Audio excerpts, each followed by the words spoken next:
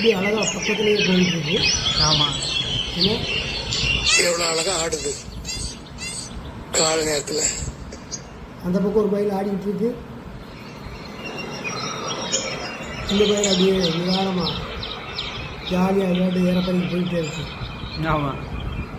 நல்ல அழகாக இருக்குல்ல. பக்கத்தில் காற்று நல்ல காற்றுல அதனுடைய அந்த ஒரு சைடில் ஒரு சைடை இழுத்துக்கிட்டே போய்கிட்டு இருக்கு. ஆமாம். ஆனால் நம்ம ஊரில் ரொம்ப க்ளோஸ் அப்பில் பார்க்க முடியுதுல்ல.